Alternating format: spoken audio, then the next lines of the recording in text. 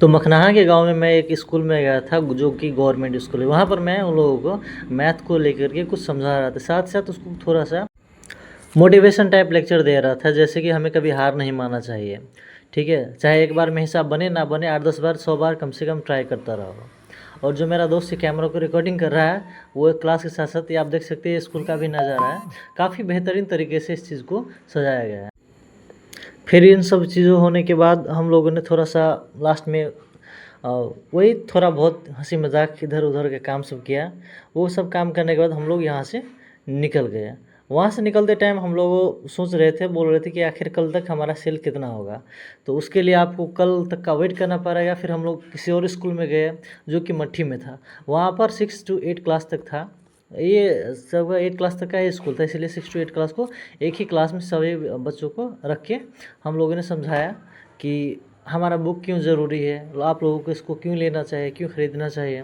साथ ही साथ हम लोगों में ये भी देखा कि उन लोगों को बोलने में काफ़ी समस्या हो रहा था। जैसे किसी इंसान के आगे वो हिचकिचाहट करके बोल रहा था, घबराहट करके बोल रहा था। अब मैं हिंदी बोल रहा हूँ, मेरा हिंदी उतना कॉन्फिडेंट नहीं है, क्योंकि मैं नेपाल से हूँ। यहाँ पर मैथिली ज़्यादा बोला जाता है और मैथिली और नेपाली ज़्यादा बोला जाता है। फिर भी मैं हिंदी बोलने की ट्राई कर रहा हूँ, लेकिन इस लेक्चर में मैं मैथिली ही बोल रहा हूँ।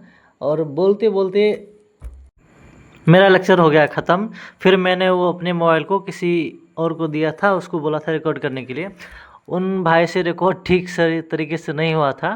खैर कोई बात नहीं, जितना हुआ उसके बाद मैंने उसके हाथ से वो मोबाइल ले लिया। अब मोबाइल लेने के बाद मैं खुद ही लग गया वीडियो बनाने के लिए। मैंने अपना शक्ल देखा, बाकी जितने भी बच्चे थे वो सब के सब हाय हेलो कर रहे थे। काफ़ी फ्रेंडली बच्चे थे, वैसे मज़ा आ गया वैसे आज की क्लास लेने के बाद। खैर इधर का लेक्चर ख़त्म होते होते हम लोग वैसे लास्ट में तो बहुत ही ज़्यादा एंजॉय किया हम लोगों ने। थोड़ा बहुत टाइम कुछ बातचीत किए, ग्रुप बनाया। उसके बाद अगले निकल पड़े अगले स्कूल की तरफ। अगला स्कूल था धनुषधाम का, जो कि गवर्नमेंट स्कूल था। यहाँ पर मैं अभी 10 क्लास में हूँ और 10 क्लास का टेक्निकल में हूँ। इधर ज़्यादा बच्चे नहीं थे, लेकिन जितने बच्चे थे उन लोग काफ़ी समझदार थे, बहुत ही शांत स्वभाव के थे। हालांकि नॉर्मली जनरली देखा जाए तो बाकी सारे स्कूल में 10 क्लास के बच्चे इतना ज़्यादा शांत मैंने कहीं तो देखा नहीं है, पर ये लोग काफ़ी ज़्यादा समझदार भी थे और शांत भी थे। ये लोग जो कुछ भी मैं कह रहा था ऑलमोस्ट सभी बातें वो लोग समझ रहे थे। और मुझे अच्छा क्यों लगा कि ये लोग थोड़ा बहुत रिप्लाई भी दे रहे थे, थोड़ा बहुत इंटरेस्ट भी दे रहे थे। बाकी में क्या था, थोड़ा रिप्लाई देने में उन लोगों को हिचकिचाहट छोड़ रहा था, लेकिन इधर नहीं हो रहा था। खैर कोई बात नहीं, इधर का भी लेक्चर थोड़ा देर के लिए था। अब उस लेक्चर में मैंने उन लोगों को ये भी समझाया कि देखो हम लोगों को यूट्यूब की तरफ बढ़ना चाहिए।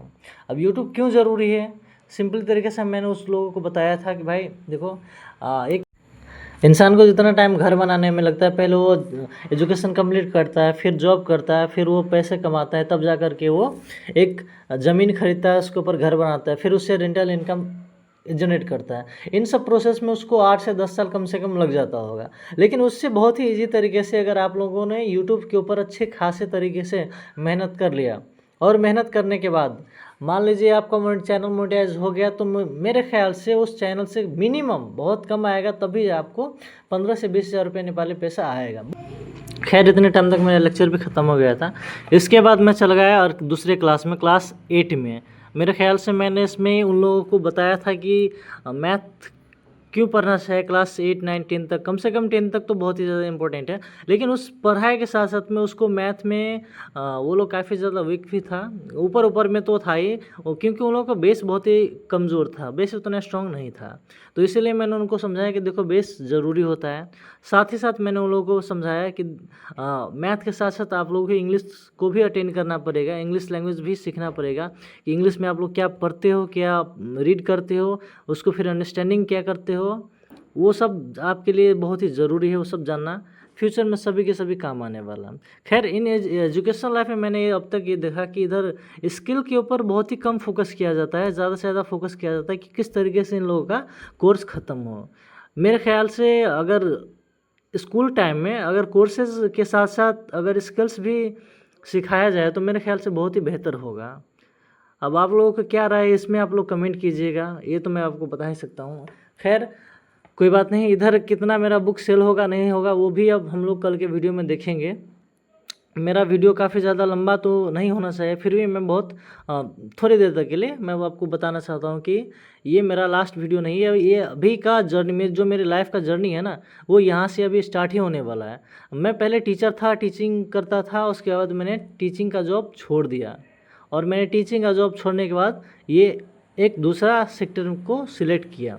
इसमें मुझे एक ही काम में देखो, एक तो इस बुक को ले जा कर के इसको सेल करना है, दूसरा मेरा एक प्रोडक्ट है दंतशुद्धि पाउडर, इसको भी सेल करना है।